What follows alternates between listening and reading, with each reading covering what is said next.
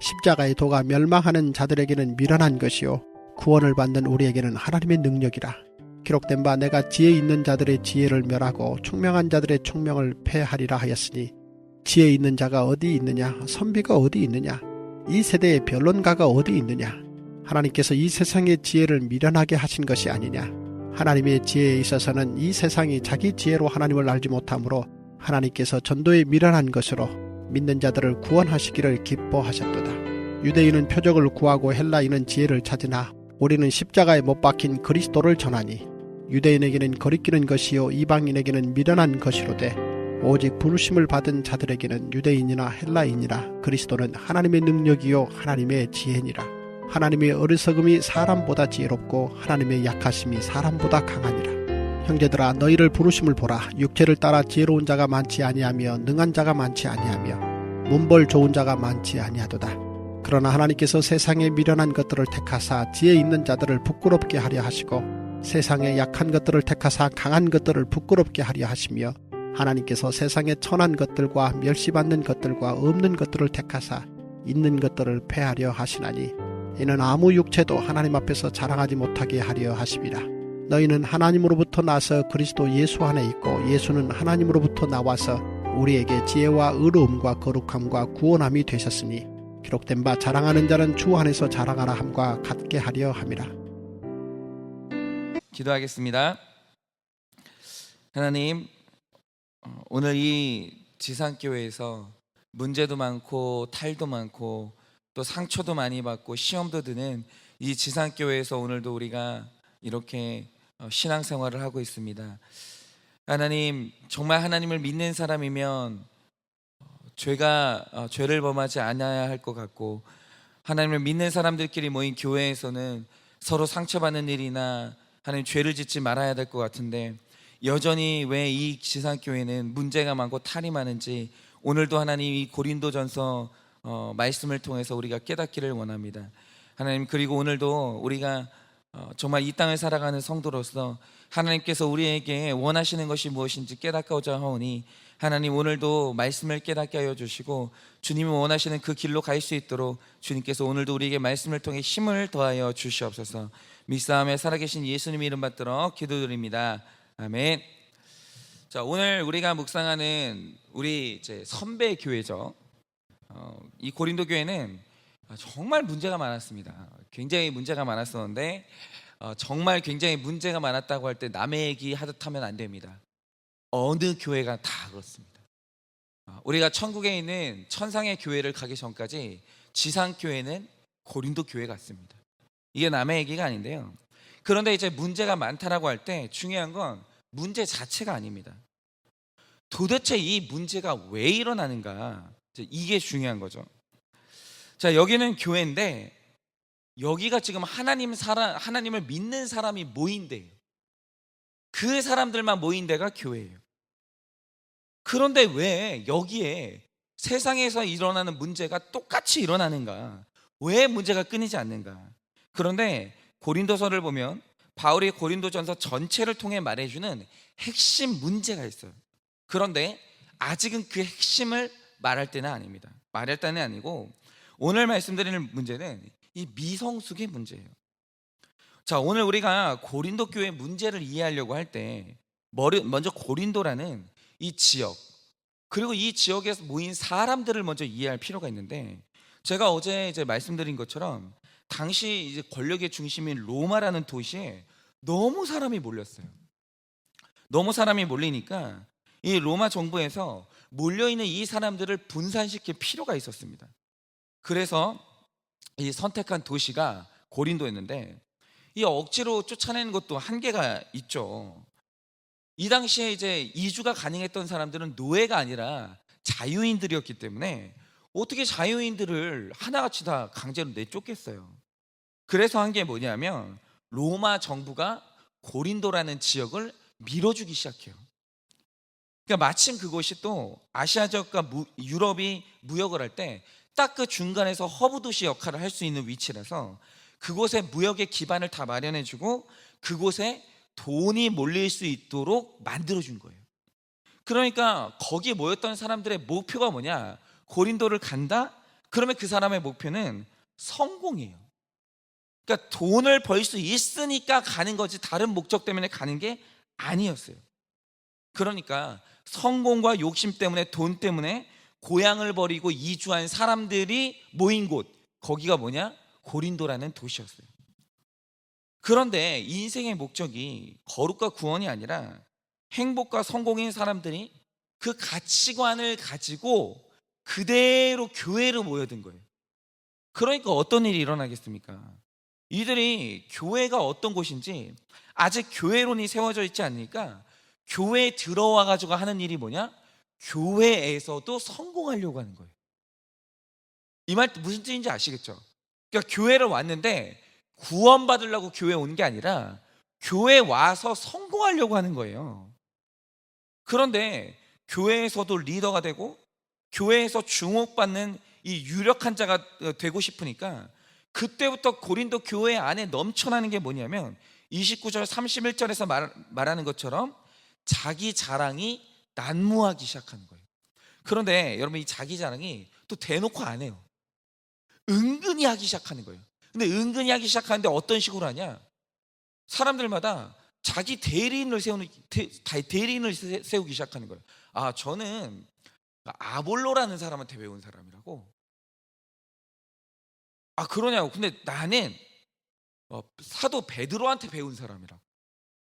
또 어떤 사람은 또 그러냐고. 나는 바울 선생님한테 배운 사람이라고.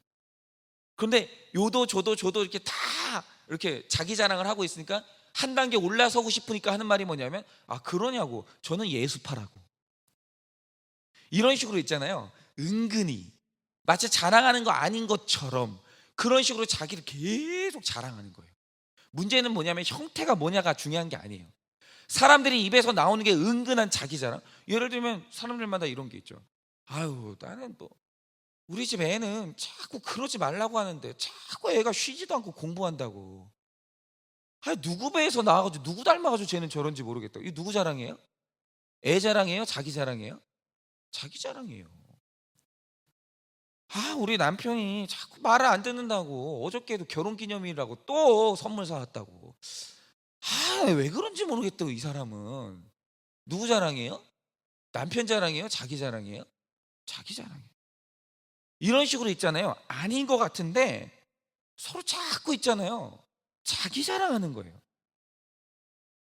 그런데 여러분, 서로가 자기 자랑에 계속 이제 몰두하게 되니까 그 다음부터 나를 더 자랑하려면 그때부터 이게 깊어지면 또 일어나야 되는 일이 있어요. 그게 뭐냐면 남의 허물이 일어나야 되는 거예요.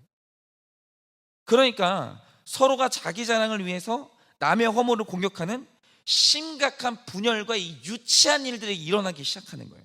그런데 바울이 말하는 바 교회 안에서까지 성공 욕심을 버리지 못하고, 그러니 유치한 자기 자랑에 질투의 비방이 난무하는 이유가 뭐냐? 이게 교회론의 굉장히 중요한 사실인데, 교회란, 이 모든 유치한 일들이 일어나는 일이 뭐냐면 교회란, 그리고 성도란 부름받는 순간 완성되는 완제품이 아니라 8절에 나오는 것처럼 우리 주 예수 그리스도의 날까지 계속 지어져 가면서 완성되고 있는 존재예요. 그게 교회예요. 지상교회. 그러니까 누구 할 것 없이 사람이 영적으로 처음 부름받을 때 일어나는 일이 뭐냐? 박사도 필요 없고, 나이가 얼마나 필요 없고, 어디서 뭘 하다 왔는지 아무 필요 없어요. 아무 필요 없고, 반드시 교회 안에 성도가 들어올 때 일어나는 일이 뭐냐? 누구나 다 미성숙해요. 누구나 다. 이 과정을 안 거치고 성숙한 교회가 될 수 없고, 미숙한 과정을 안 거치고 성숙할 수 있는 성도는 없어요. 반드시 어느 부분에선가 미숙하게 되어 있어요. 그런데 오늘 바울 선생이 말하는 바 멸망하는 자들과 미숙한 자들에게 동시에 나타나는 현상이 있어요. 그게 뭐냐? 뭐가 귀한 거고 뭐가 하찮은 건지 처음에는 분별을 못한다는 거예요. 이게 무슨 뜻이냐? 제가 지금도 기억나는 게, 제가 초등학교 6학년 때 졸업식을 하는데 어떤 사건이 있었냐면, 저희 반에 한 친구가 있었거든요. 근데 이게 저는 왜 다 기억이 나는지 모르겠어요. 설교를 하려다 보니까 기억이 나는데, 저희 반에 친구 한 명이 있었는데, 그런데 이 친구가 부모님이 있어요. 두 분 다 계시거든요. 근데 이 친구가 1년 내내 운동회 때는 부모님 오시잖아요. 지금도 운동회 합니까? 애들? 근데 왜 우리 어릴 때는 운동회 하면은 마을 잔치였잖아요. 부모님들 다 와가지고 이제 뭐 이렇게 마을 잔치였었는데, 소풍이나 부모님들 다 오시는 운동회나 어떤 행사에도 엄마가 학교를 안 오는 거예요. 그러니까 돌아가신 게 아닌데 안 오시는 거죠. 그런데 저희가 졸업식 하는 날, 그날 누가 꽃을 들고 그 친구를 찾아왔는데 할머니가 온 거예요. 그래서 우리는 다 오늘도 어머니는 안 오셨네? 그 할머니가 왔네? 그렇게 이제 생각을 했는데, 알고 보니까 그 할머니가 이 친구 엄마인 거예요. 그러니까 무슨 일을 하시는지는 모르겠지만 얼마나 고생을 하시는지 또래 엄마들보다 훨씬 늙은 모습을 하고 이 어머니가 오신 거예요. 그런데 이 친구가 왜 그동안 엄마를 못 오게 했냐면, 다른 친구 엄마들은 초등학교 6학년 때였으니까 저희가 다 예쁘고 젊은데 자기 엄마는 할머니 같은 거예요. 그러니까 이게 너무 부끄러워가지고 엄마를 못 오게 막았던 거예요. 오지 말라고, 부끄럽다고. 그런데 아무리 그래도 아들의 첫 졸업식이니까 엄마가 최대한 꾸민다고 하고서는 어렵게 왔는데, 얘가 그 꽃 들고 온 엄마한테 울면서 소리를 지르는 거예요. 왜 왔냐고, 오지 말라고 하지 않았냐고. 그 얘가 엄마랑 사진도 안 찍고 졸업식 내내 부끄럽다고 우는 거예요. 그러니까 그런 아들을 보면서 이 어머니가 표정이 지금도 생각이 나요. 갈 수도 없고 안 갈 수도 없고 난감하고 난감해가지고 엄마가 너무 민망해하는 거예요. 그런데 여러분 생각해 보세요. 이 어머니 얼굴에 있는 십자가 있죠. 이 늙어버린 이 십자가. 근데 이 어머니가, 여러분 누구 때문에 늙었어요? 이 어머니가 누구 때문에 이 고생했어요? 여러분, 이 친구가 성숙해서 늙은 어머니, 나 때문에 늙은 어머니, 나 때문에 머리가 하얗게 돼버린 이 어머니, 나 때문에 얼굴에 주름살이 가버린 이 어머니를 봤으면, 여러분 나이 먹었으면 그 주름살이 고마워야 돼요. 성숙했으면 그 흰머리가 나 때문에 된 흰머리라는 걸 알고 여러분 눈물 나야 돼요. 그 무엇보다 자랑스러워야 돼요. 그랬을 텐데 여러분 미성숙하니까, 어리니까 나 때문에 늙은 그 어머니의 주름살이 고마운 게 아니라 부끄러운 거예요. 그 어머니의 십자가가 그 얼굴에 나 있는, 나 때문에 나 있는 그 주름살이 부끄러운 거예요. 여러분 바로 이겁니다. 교회 안에서 여러분 구원이 없거나 미성숙한 사람들은 구분이 안 가요. 그래서 여러분 잘 들어야 돼요. 함부로 미성숙한 사람을 향해서 구원이 없다고 말하면 안 돼요. 그러니까 교회 안에는 이 법칙입니다. 구원받지 못한 사람도 있고 구원받은 사람도 같이 교회를 다니고 있어요. 지금 그게 누군지 알 수가 없는 거예요. 그런데 미성숙한 사람과 구원을 받지 못한 자는 처음의 모습이 똑같아요. 그러니까 우리가 함부로 처음에 누군가를 보고 저 사람이 구원이 없다고 말하면 안 되는 거예요. 그런데 미성숙한 사람과 구원이 없는 사람의 특징이 있어요. 그 공통점이 뭐냐? 십자가의 도가 미련해 보이고 부끄러워 보인다라는 거예요. 이게 바로 구원이 없고 미성숙한 사람의 공통점이에요. 그런데 이 당시 고린도 교회 사람들이, 이 미성숙한 사람들이 딱 이랬다는 거예요. 여러분 이 당시 사람들이 버리지 못했던 가치관이 성공이에요. 그러면 여러분 그 당시에서 여러분 성공하면 제일 먼저 떠오르는 사람이 누구예요? 로마 황제예요. 그런데 이들이 생각하는 예수님, 이들이 생각하는 하나님의 이미지가 뭐였냐? 자기들에게 성공을 가져다 주고 하는 사업마다 잘 되게 할 능력이 있는 로마 황제였어요. 하나님이라는 분이 그런 분이겠거니라고 생각을 하고 교회에 온 거예요. 기도하면 나에게 돈을 더 잘 벌게 해주고 성공해 주겠거니, 하나님이라는 존재에게는 그런 권력이 있겠거니라고 생각하고 온 거예요. 그런데 어느 날 바울이라는 목회자가 왔어요. 그러더니 하는 말이 뭐냐? 우리 예수님이 우리를 위해서 십자가에서 죽으신 분이라는 거예요. 그런데 여러분 우리는 지금 이 당시 사람들이 십자가를 볼 때마다 느꼈던 감정을 전혀 가지고 있지 않아요. 여러분, 당시 십자가가 뭡니까? 여러분, 우리는 지금 십자가 하면 왜 무슨 뭐 힙합하는 친구들, 뭐 연예인들이 금목걸이 할 때 제일 아름답게 걸고 다니는 액세서리가 십자가잖아요. 그리고 이제 뭐 귀걸이 할 때도 멋의 상징이 십자가잖아요. 이때는 그게 아니에요. 여러분, 만약에 로마 군인이 어느 지역에다가 십자가라는 틀을 세우고 있다, 이 말 뜻이 뭐냐면 그날 누구 죽는다는 뜻이에요. 죽는데 그냥 죽는 게 아니라 가장 더럽고 가장 천한 죄인이 그날 몇 시간 동안 굉장히 끔찍하게 죽어야 된다는 걸 의미하는 거예요. 여러분, 그래가지고 이게 얼마나 끔찍했냐면 로마가 군인들이 좀 잔인했거든요. 근데 군인들 로마도 이건 아니다, 이건 우리가 생각해도 너무 잔인하다 싶어가지고 어느 날 여러분 십자가형이 폐지가 돼요. 여러분, 그만큼 십자가가 있잖아요, 굉장히 끔찍한 상징이었어요. 그런데 예수님이 나를 구원하는 방식이 십자가래요. 그럼 지금 이거 어떻게 설명할 방법이 없는 거예요. 이 십자가를 봤던 그때 당시 사람들의 감성은 십자가가 굉장히 혐오스러운 거였거든요.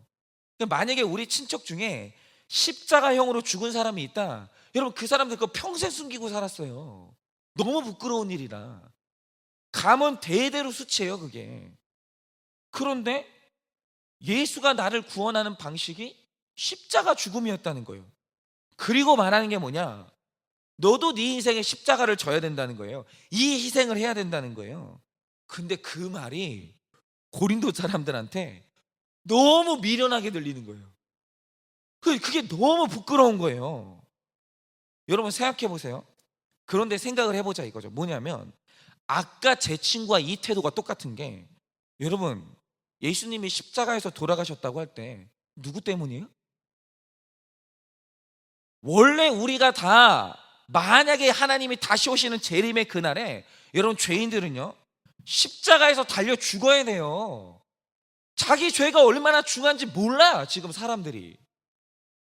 우리가 다 그 중죄인인데 여러분, 그 십자가는 우리를 살리겠다고 우리 대신 비참하게 죽으신 분이 예수님이에요. 그런데 그래서 24절 말씀처럼 여러분 진짜 그 사람이 부름받은 사람이고 성숙한 그리스도인은 십자가에서 죽으신 예수님의 그 죽음이 누구 때문인지 알아요. 어느 날 그게 깨달아져요. 이게 누구 때문인지. 여러분, 그게 깨달아지면 십자가가 그다음부터 내 인생의 자랑이 되고, 그게 세상에서 가장 큰 감동이 되고, 그게 내 인생의 능력이 돼요. 나 때문이었구나, 나를 위한 거였구나. 그 십자가가 말할 수 없이 감동이 되는 거예요. 여러분, 그 순간이 뭐냐? 그 순간이 성숙이에요. 그 십자가의 의미를 깨닫는 그 순간이 여러분 그 사람이 교회로 완성되는 그 순간인 거예요. 그리고 내 인생의 목적도 십자가가 되고 거룩이 되는 거예요. 그런데 미성숙하거나 부름받지 못한 택자가 아닌 사람이 십자가를 보면 여러분 예수님의 십자가뿐 아니라 내가 가야 되는 십자가의 도가 너무 미련해 보이고 부끄러워 보이는 거예요. 여러분, 혹시 제가 지금도 이분을 늘 기회가 있을 때마다 소개하려고 마음속으로 생각을 하고 있었는데, 여러분 혹시 우당 이회영 선생님 아십니까? 우당 이회영 선생님? 여러분, 우리가 이분을 절대로 잊으면 안 되는 게, 이분이 어떤 분이냐면 이 가문이 대한민국에서 명문가 중에 명문가예요. 골드 클래스. 들으시면 인정이 될 텐데 이게 제가 절대로 과장이 아닌 게, 여러분 오성과 한음으로 유명한 이항복 선생님 아시죠? 근데 이분이 얼마나 탁월한 분인가 하면 임진왜란 때쯤에 이분이 병조판서, 지금으로 말하면 국방부 장관을 7번을 해요. 그러니까 나라의 경비를 맡길 때 왕이 맡길 사람이 이 사람밖에 없는 거예요. 7번을 해요. 7번을. 그 후로 이 사람이 그걸 내려놓은 다음에 맡은 직책이 뭐냐? 영의정, 우의정, 좌의정을 다 했어요. 그러니까 이분이 관직을 할 때 왕 빼고 다 한 거예요. 왕 빼고. 그 후로 이분의 자손이 1대부터 10대까지 연속으로 이 집안에서 국무총리, 장관을 배출하지 않은 때가 없었어요. 그러니까 이 집에서 했던 제일 낮은 관직이 뭐냐면 지금으로 말하면 차관이에요. 그 외에는 전부 다 국무총리 아니면 장관을 배출한 집안이에요. 엄청나죠? 이게 이항복 선생님의 가문이에요. 그런데 이 가문의 직계 10대 손이 누구냐면 그분이 우당 이회영 선생님이에요. 그런데 이분이 왜 대단하냐면 어릴 때 10대 때 이분이 겸손을 깨달아요. 이게 1900년대 초에 이때 이제 우리나라의 신부제도가 철폐가 되거든요. 그래도 남아있죠. 지금도 인도의 카스트 제도가 지금도 있는데, 여러분 그때 이제 그 신분제도가 철폐될 바로 직후라서 여전히 그때 의식 속에는 양반 쌍놈이 있었어요. 그리고 어린 사람들도 자기보다 나이 많은 사람들에게 당연하게 하대를 했어요. 이놈아 이러면서. 5살짜리가 60대 이제 머슴한테 이놈아 이랬다고요. 그런데 이분이 어릴 때 겸손을 깨달아요. 그래서 1900년 초에 이분이 자기보다 나이 많은 머슴들을 다 모아가지고 한 말이 뭐냐면, 내가 어떻게 나이 많은 당신들에게 하대를 하냐고. 앞으로 내가 당신들께 존대를 할 테니까 당신들은 앞으로 나이 어린 저에게 하대를 하시라고. 그렇게 자기보다 나이 많은 머슴들을 존대하기 시작해요. 그러니까 이 집 머슴들이 인생에서 처음으로 사람 대접해 준 사람을 만난 거예요. 그러면서 더 따르기 시작해요. 그래서 이들이 훗날 이회영 선생님이 독립운동을 시작할 때 한 명도 빼놓지 않고 다 따라가요. 다. 그 인격에 반해가지고. 그런데 이제 1910년이죠. 이때 나라가 일본한테 넘어가요. 넘어가는데 여러분 이때 나라를 판 사람이 이완용이잖아요. 근데 여러분 이완용이 나라 팔고 일본에게 받은 돈이 얼마인지 아십니까? 30억이에요. 지금 돈으로 하면. 그러니까 꼴랑 30억에 나라 판 거예요. 꼴랑 30억에. 30억이 적은 돈은 아닌데, 여러분 한 나라, 여러분 우리나라 역사가 몇 년이에요. 근데 여러분 이 나라 값이 30억인 거예요. 이 사람 머릿속에. 그리고 여러분 30억의 나라를 팔고 그 당시 사람들의 꿈이 금강산에 가보는 거였거든요. 꿈이 겨우 우리나라 사람들 스케일이 그거였었는데, 그 시대에 이완용이 일본을 팔고 일본이 내는 경비로 해외여행을 해요. 그러니까 당시의 지식인들은 일본에게 협조만 하면, 그러니까는 이전에 조선의 관리였을 때보다 훨씬 더 누리고 살았어요. 일본에 협조하기만 하면. 여러분 바로 이게 시대를 읽는 사람들이 말하는 지혜 아니에요? 여러분 이게 세상의 지혜 아니에요?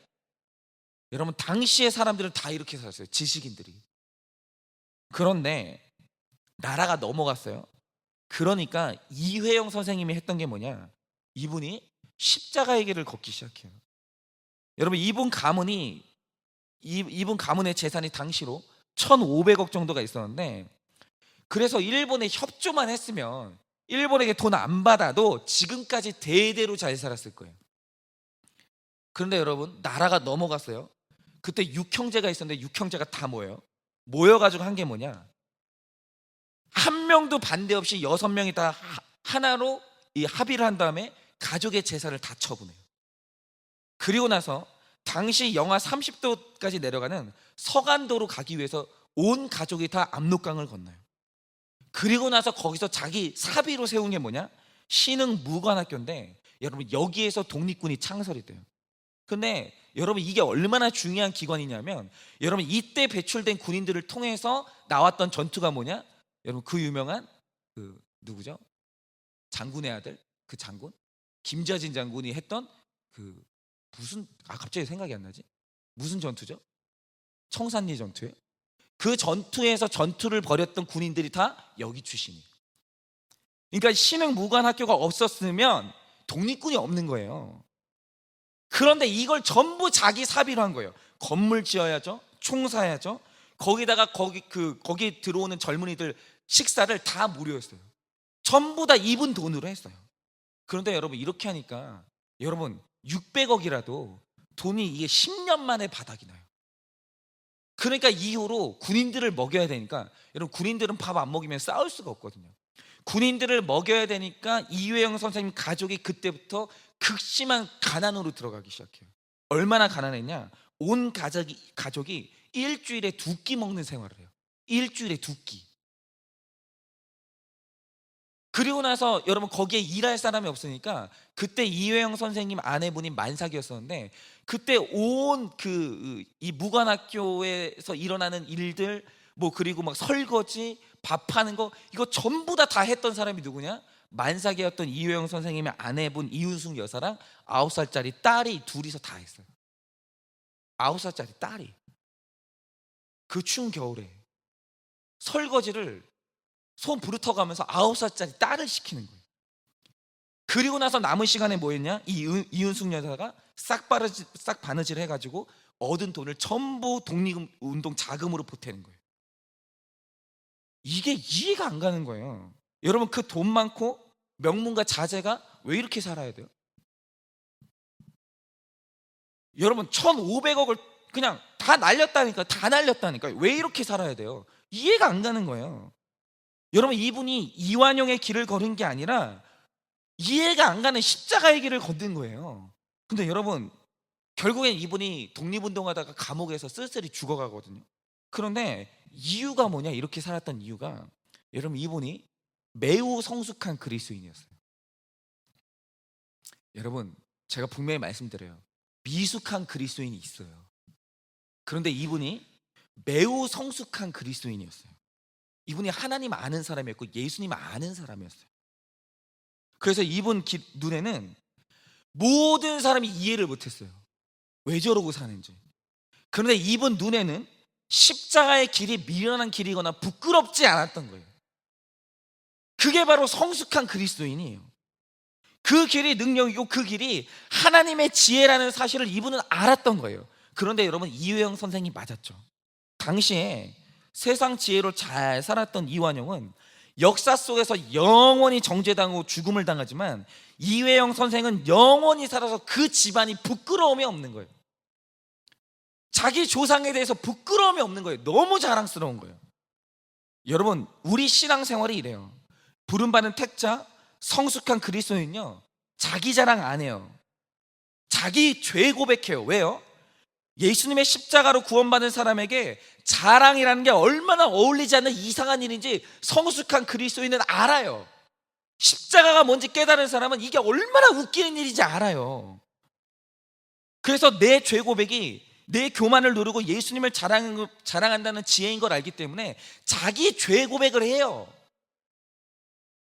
여러분 교회 안에서도요 유독 교회 어려울 때 누군가 십자가 져야 될 때가 있어요. 교회는. 근데 이상한 게 뭐냐면 누군가 십자가를 져야 되는데 자꾸 내가 져야 될 것 같은 부담감 느끼는 사람이 있어요. 다 느끼는 게 아니에요. 여러분 교회 어려워지잖아요. 제일 먼저 도망가는 사람이 있어요. 그런데 교회 어려울 때 이상하게 십자가 내가 져야 될 것 같은 부담감 느끼는 사람들이 있어요. 여러분 얄밉게 있잖아요. 교회 생활에도 얄밉게 하는 사람이 있어요. 구원받기는 바라는데 교회 내에서 손끝에 물 한 방울 안 묻히는 사람이 있어요. 생전 있잖아요. 전도 한 번 안 하고 죽는 사람이 있어요. 그런데 일생 있잖아요. 같은 성도로 부름받았는데 교회 내에서 일생 십자가 못 벗는 사람도 있어요. 왜입니까? 여러분 그가 십자가에 대해서 깨달았기 때문이에요. 십자가가 부끄럽지 않기 때문이에요. 뭔가 그 안에 성숙함이 왔기 때문이에요. 그래서 사도 바울이 말하는 게 뭡니까? 신앙생활 십자가 지면서 미련하게 했던 사람들은 주의 날에 부끄러울 것이 없다라는 거예요. 절대로.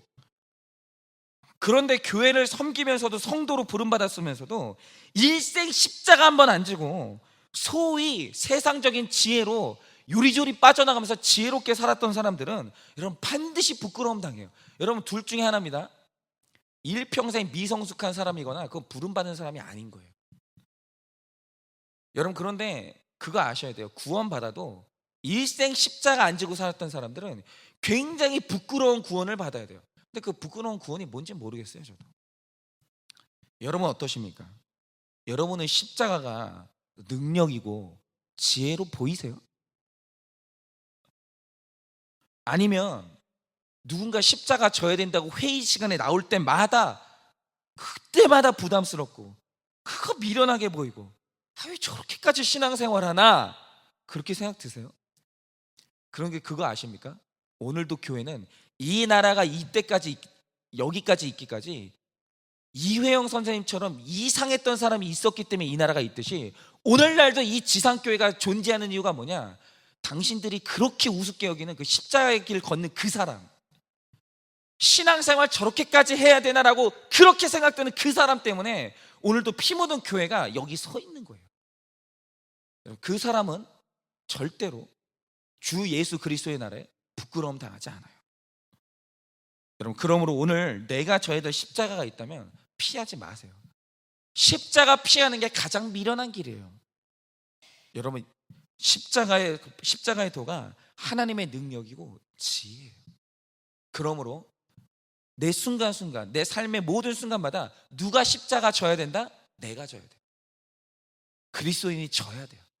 왜냐하면 그게 바로 지혜의 길이고 그게 바로 구원을 주시는 하나님의 능력이기 때문이에요. 그러므로 오늘 이 하루 여러분 마음에 십자가가 보이거든 기쁘게 그 십자가 붙드시고, 누군가 십자가를 져야 되는 순간이 오거든 바로 여러분이 십자가를 지시는 가장 지혜로운 사람 되시기를 예수님의 이름으로 축원을 드립니다.